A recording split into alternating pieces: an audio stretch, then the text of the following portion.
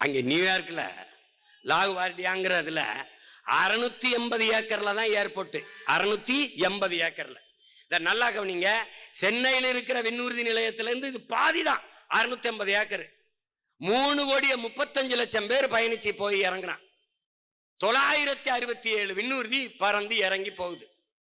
அவன் எந்த நெருக்கடியும் அவன் சொல்லல. ஏன்னா அவனுக்கு நிலத்தின் அருமை தெரியும். ஒவ்வொரு நாடும் பன்னாட்டு விண்ணூர்தி நிலையங்கள் மிக குறைந்த அளவில் இருக்கு. வாஷிங்டன்ல ரீகன் நேஷனல் விண்ணூர்தி நிலையம்னு இருக்கு.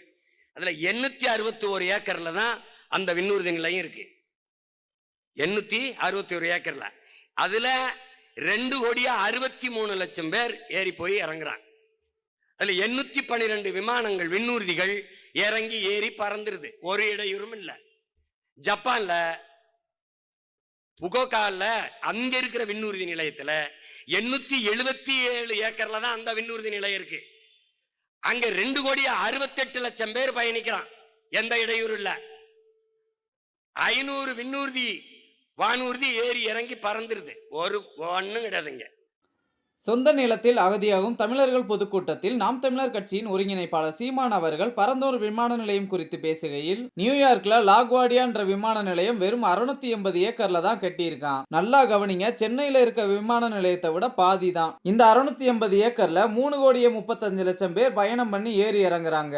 967 விமானங்கள் பறந்து இறங்கி போகுது. எந்த நெருக்கடியும் அவன் சொல்லல. ஏன் அப்படின்னா அவனுக்கு நிலத்தோட அருமை தெரியும். ஒவ்வொரு நாட்டிலையும் பன்னாட்டு விண்ணூர்தி நிலையங்கள் மிக குறைந்த அளவு இருக்கு.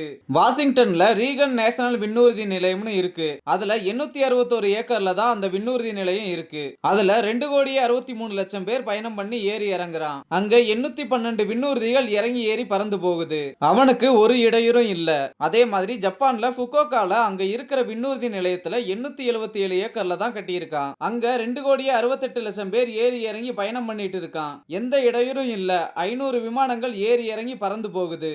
ஆனா இவன் 1300 ஏக்கர்ல வச்சுக்கிட்டு 428 விண்ணூர்தி ஏத்தி இறக்குறதுல பிரச்சனையா இருக்குதுன்னு டேட்டாவுடன் பேசி மிரள வைத்துள்ளார். சீமான் பேசிய இந்த வீடியோவானது தற்போது இணையத்தில் வைரலாகி வருகிறது.